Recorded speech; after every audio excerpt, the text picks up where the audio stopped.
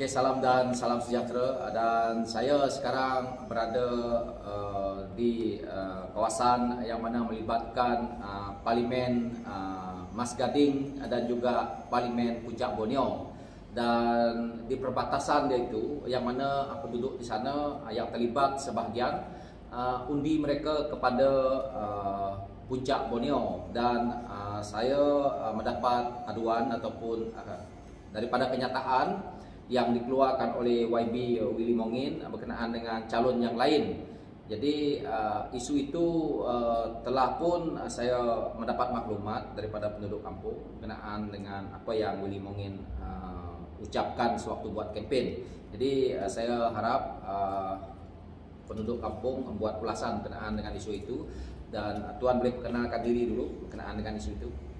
Saya Francis Noging dari Kampung Peros, Krokong, Bau. Jadi waktu ceramah GPS di Dewan Krokong baru-baru ini, Datuk Willy Mongin ada menyebut dalam ceramah itu tentang Modi Bimo calon Mas Gading. Dia tidak seharusnya bercakap macam itu. Dia harus memperjuangkan karier politik dia sendiri. Tak perlu menyentuh kawan.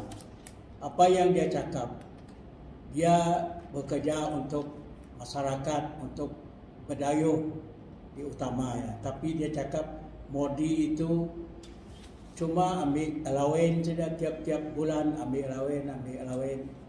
Dia pura-pura sakit berbulan-bulan.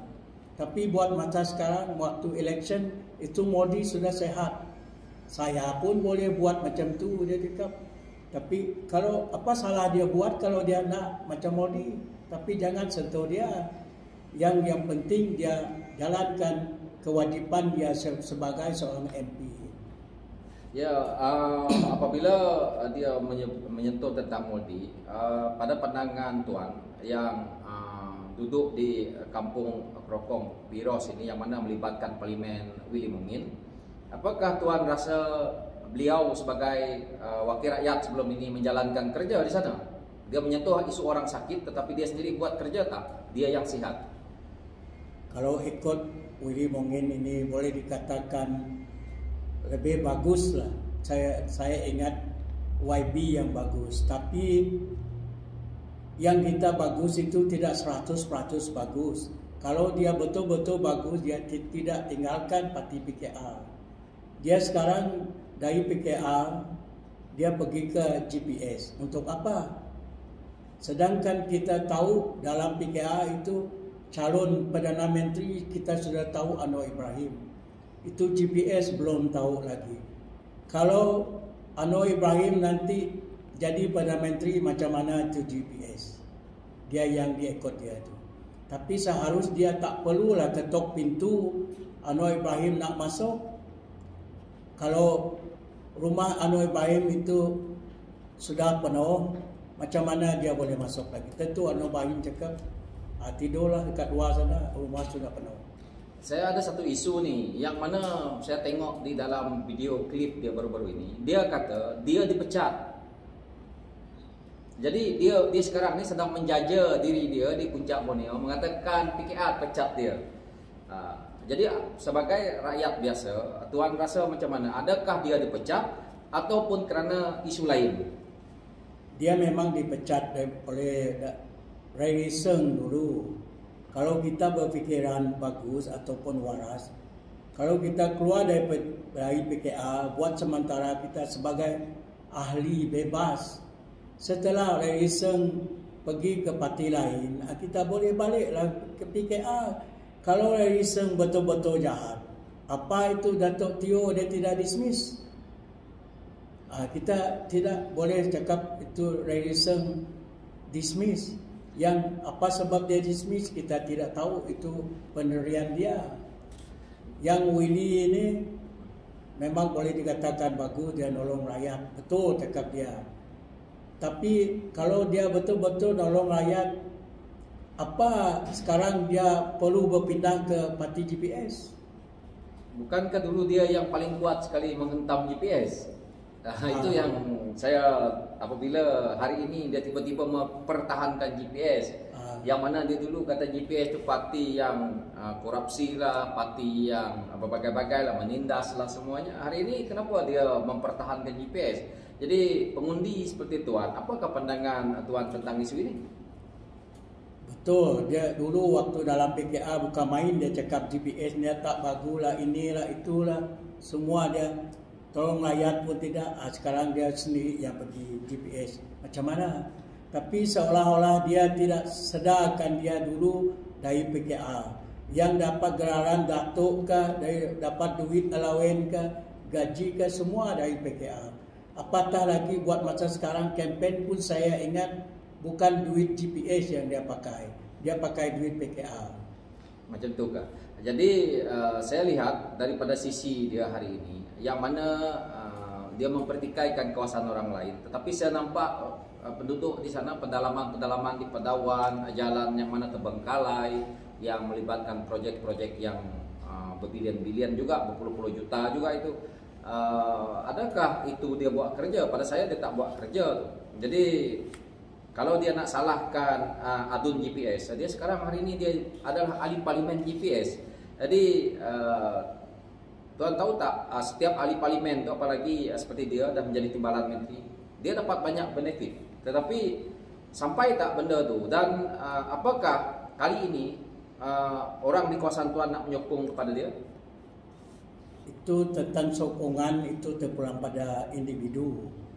Itu waktu undi 19 bulan nanti kita yang undi. Tapi sebelum kita undi, kita mau tahu kebaikan, keburukan seorang-seorang ahli itu. Kalau Willy mungkin betul-betul nak baik ke, ataupun projek yang dia buat itu, bukan saya tak bagi tahu sama dia. Tahun 85, 1985 saya dirikan rumah saya di Kampung Peros. Sampai sekarang umur saya sudah berapa tahun sudah. Dari sekarang umur anak saya pun sudah 30 lebih umur dia. Rumah itu pun daya itu tak pernah pun kena tar daripada dulu sampai sekarang. Sampai yang YB di kawasan itu, kalau saya cakap bohong, boleh pergi saya punya rumah sekarang dan buat besok, jangan macam-macam. Saya juga dapat maklumat kepada Tuan tadi yang mengatakan Tuan pernah membantu dia untuk berkempen waktu dia menang PRU ke-14 yang lalu. Apakah Tuan rasa kesal bantu dia sebabkan lompatan kata yang tidak kita duga? Saya rasa bukan cakap kesal saja. Saya sedih sebab dulu bukan main, dia berkawan cukup bagus. Saya tolong dia tak tahu siang malam. Saya buang masa, saya pergi isteri cakap apa, buang masa saja tolong orang. Saya cakap ini perjuangan saya untuk dia supaya dia dapat tolong kita di Puncak Borneo. Tapi sesudah dia jadi YB, dia pun pergi ke Parti Pribumi Bersatu. Lepas itu sekarang dia pergi ke Parti GPS. Dia punya kawasan itu tidak 100% yang dia cakap dia nak buat. Sebab betul juga cakap dia tidak dapat buat sekali. Tapi yang seharusnya dia masih kekal dalam PKA. Tak perlulah pergi ke GPS sebab dia dalam PKA dia sudah ada jawatan. Apatah lagi kalau dia nak pergi GPS, belum tentu ada jawatan nanti. Kenapa dia sekarang ni, kalau kerja dia dekat kawasan dia tidak siap, kawasan dia sendiri pun terbengkalai, dia sendiri pun tidak boleh melaksanakan tugas dia dengan sempurna, kenapa dia pergi sibuk nak balun ahli parlimen lain? Kenapa dia sibuk nak pergi balun Moldi? Apa dia punya isu dia parlimen dia dengan parlimen Moldi ini? Adakah kerana dia berkawan dengan adun-adun GPS yang ada di N1 dengan N2? Itu saya ingat mungkin idea ataupun modal dia untuk berkempen. Sebab waktu dia berkempen di Sekrokong itu hari, dia cakap apa itu Somba Francis Noging, Pakcik Francis Noging tidak bertepuk tangan. Jadi kalau orang tanya saya face to face, memang saya cakap saya kecewa. Sebab dulu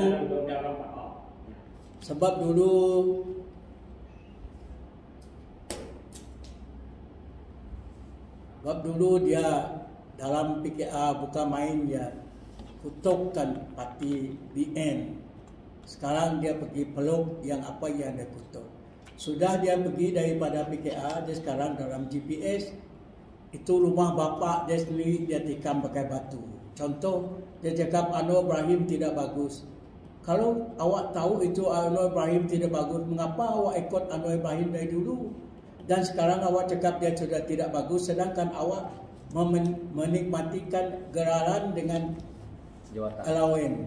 Semua sudah ada. Itu kankah daripada PKR? Dia kata Anwar tak baik, dia macam-macam lah saya dengar dia punya kritikan. Jadi memang tidak sesuai lah kalau kita ikutkan, kerana dia menang pun menggunakan logo PKR, yang mana apabila dia kritik Datuk Seri Anwar Ibrahim itu, pada saya dia cermin diri dia dulu lah. Tetapi saya tengok dia sekarang ni, apakah tuan lihat sebelum dan selepas apabila beliau jadi YB dan setelah mendapat gelaran Datuk apalagi dan menjadi menteri, adakah tuan lihat perubahan ketara sekali? Seperti orang kata, saya dengar banyak orang kata dia waktu dia jadi menteri itu, waktu dia melompat tu, orang kata dia arogan ataupun sangat macam angkuh ataupun sombong macam tu. Adakah tuan lihat dia seperti itu? Saya tidak lihat dia sebagai orang sombong, sebab tidak tahu dah dia dengan orang lain. Kalau dia dengan saya memang cukup ramah dia. Tapi sebab cuma saya kecewa sebab dia pindah parti. Kedua, kalau awak keluar daripada satu-satu rumah yang kita didiami untuk dari kecil sampai dewasa dan awak dapat gelaran, janganlah kutukkan rumah itu seperti macam sekarang. Dia pindah ke GPS, dia cakap PKR itu tak bagus. Nanti lain kali dalam beberapa tahun nanti dia cakap GPS tidak bagus, dia mau pergi mana lagi parti lain. Itulah pendirian yang saya tidak berapa suka dengan pendirian macam itu. Okey tuan, ini saya akan share ke media sosial yang mana apa yang kita bincang ini. Dan apakah ucapan ataupun apakah yang tuan nak beritahu kepada Datuk Seri Anwar Ibrahim? Karena mungkin dia apabila kita menang, Datuk Seri Anwar Ibrahim kita akan nobatkan sebagai Perdana Menteri kita daripada Pakatan Harapan. So apa pandangan ataupun apa yang hendak tuan sebagai rakyat pesan kepada Datuk Seri Anwar Ibrahim untuk yang terakhir? Pesan saya pada Datuk Seri Anwar Ibrahim, kalaulah ditakdirkan sebagai Perdana Menteri, jalanlah tugas yang diingin rakyat, diingin Datuk Seri sendiri. Dia memulihkan ekonomi negara, memulihkan kehidupan rakyat. Taklah macam yang lain-lain itu nak sakau duit sana, sakau duit sana. Jadi yang menderita siapa? Rakyat yang menderita. Jadi saya haraplah Tuhan kita ini adil, bagilah peluang dengan Datuk Seri Anwar Ibrahim. Untuk Sabah Sarawak, apa pandangan?